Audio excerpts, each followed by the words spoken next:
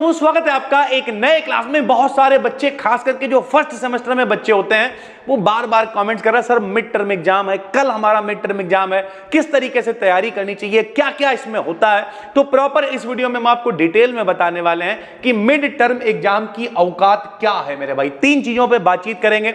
Mid term में क्या syllabus आता है, कैसे आपको तैयारी करनी चाहिए, कैसे आपको पढ़ाई करनी चाहिए। दूसरा, इसकी वैल्यू कितनी है, आपके मेन रिजल्ट पे कितना इंपैक्ट ये डालता है भाई। ठीक है, एक एक करके बातचीत करेंगे। देखो भाई, जो बच्चे 3rd में है, 5th में है, उन्हें पता है मिड टर्म एग्जाम क्या होता है। नाम ही है उसका, मिड माने बीच में, टर्म का मतलब हिस्सा, यानी कुल मिला के जो आपके पेपरों के हिस्से हैं उसके बीच में होने वाला ये एक एग्जाम है। लेकिन अब इसका सिलेबस क्या है, सबसे पहले तो ये समझते हैं। देखो भाई, ये बिल्कुल कुछ कुछ उस तरीके से है जैसा आपने 12th क्लास में प्री बोर्ड दिया होगा। ध्यान से मेरी बात समझना। 12th क्लास में जब आपने प्री बोर्ड दिया था, तो पहले तो ये बताओ प्री बोर्ड का सिलेबस क्या था। प्री बोर्ड में लगभग सब कुछ वो आ जाता था जो 12th के बोर्ड में आने वाला होता था। वैसे ही ज्यादातर कॉलेजेस में जो मिड टर्म के अंदर सिलेबस आता है वो वही सिलेबस होता है जो यूनिवर्सिटी एग्जाम में आने वाला होता है। यानी सरल भाषा में, मिड टर्म में आपको सब कुछ ही पढ़ के जाना पड़ता है।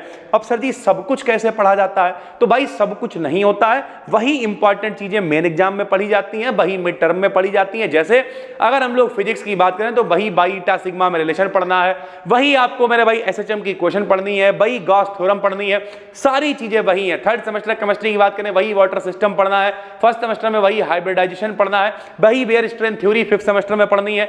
ओवरऑल बात करें तो सारी चीजें वही आपको पढ़नी होती है भाई। ठीक है, फिजिक्स की बात करें 5th सेमेस्टर में वही पैरिटी ऑपरेटर है, वही बोहर्स के मॉडल है, सारी चीजें आज काफी रिसर्च कर ली है। अब आज संडे है, कल से सारे व्रत वगैरह फाइनल हो गए हैं, सारी चीजें फिट हैं, आपको मेरी एनर्जी और आवाज वापस नजर आ रही होगी, और कल से फिर से सारे क्लास आपको रेगुलर वैसे ही मिलने लगेंगे भाई। ठीक है, और अक्टूबर में ही लपेट डालेंगे, तो टेंशन लेने की जरूरत नहीं है। अगर आपके पेपर नवंबर में भी है तब भी कोई दिक्कत नहीं है। हमने डाला था ऑडियंस पोल, उसमें लगभग मेरे भाई 80% लोग कह रहे थे कि हमारे पेपर सर जी 15 नवंबर से हैं, तो कोई दिक्कत की बात नहीं है भाई। ठीक, तो सबसे पहले तो आप सिलेबस में कैसे तैयारी करोगे, तो सिलेबस के लिए आपको केवल एक काम करना है कि जो जो आपने इंपॉर्टेंट पढ़ रखा है वही पढ़ के जाना है, ऐसे पढ़ के जाना है।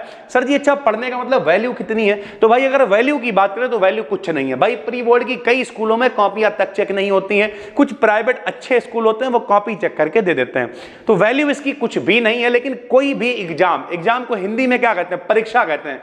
ये आपकी एक परीक्षा है, तो मेरे हिसाब से जितना हम हमेशा कहते हैं, अगर 10 क्वेश्चन है और 10 नहीं पढ़ सकते हो तो 5 पढ़ के जाओ, 5 नहीं पढ़ सकते 2 पढ़ के जाओ, 2 नहीं पढ़ सकते तो 1 पढ़ के जाओ। कुछ नहीं आता है। आपने क्या किया, बोले हम सिर्फ हाइब्रिडाइजेशन पढ़ के जाएंगे, मान लिया। ठीक है सर जी, नहीं आया पेपर में, कोई बात नहीं, हम तब भी हाइब्रिडाइजेशन ही लिखेंगे जाके, कम से कम मेरा हाइब्रिडाइजेशन तैयार हो गया। मिड टर्म में कितने नंबर आए नहीं आए वो एक अलग बात है भाई, सीधी सी बात है। ठीक है, तो इस तरीके से वैल्यू कोई बहुत ज्यादा नहीं है, वैल्यू उतनी ही है जितनी प्री बोर्ड की हुआ करती थी। कई कॉलेजों में कॉपी भी चेक नहीं होती, उल्टे सीधे नंबर चढ़ा के वो भेज देते हैं, जो जुगाड़ वाले कॉलेज होते हैं।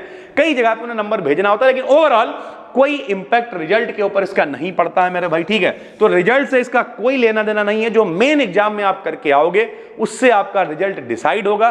बाकी मिड टर्म कुछ, जैसे अच्छा एक काम और भी होता है, जैसे कुछ कॉलेज वाले जो हैं, जो आपके प्रैक्टिकल वगैरह वाले नंबर हैं, उसमें कुछ मिड टर्म को जोड़ लेते हैं, मान लीजिए उससे कुछ एक रेफरेंस ले लिया कि इतने नंबर बच्चे को देने चाहिए नहीं देने चाहिए। कुछ लोग, हम क्या करें मेरे भाई, कुछ कॉलेज वाले ऐसे हैं जहां पे मिड टर्म की कोई वैल्यू ही नहीं है भाई, वो करा ही नहीं पाते हैं सही से, तो फिर वो क्या करेंगे भाई? सीधी सी बात है, नंबर वैसे ही देंगे, तो कोई टेंशन की बात नहीं है, कोई डरने की जरूरत नहीं है। बस आपको क्या करना है, जो आप मेन एग्जाम की तैयारी कर रहे हो बिल्कुल वैसे ही तैयारी करनी है। अगर आपके पास सारा कंटेंट नहीं भी है तो आप जितना आपके पास है उतना पढ़ के जाओ, आराम से पेपर दे आओ जाके। ऐजा मेरे भाई नहीं कहते कि ट्रायल करने गए थे, देखने गए थे कि पेपर होता कैसे, जाके पेपर दे के चले आओ।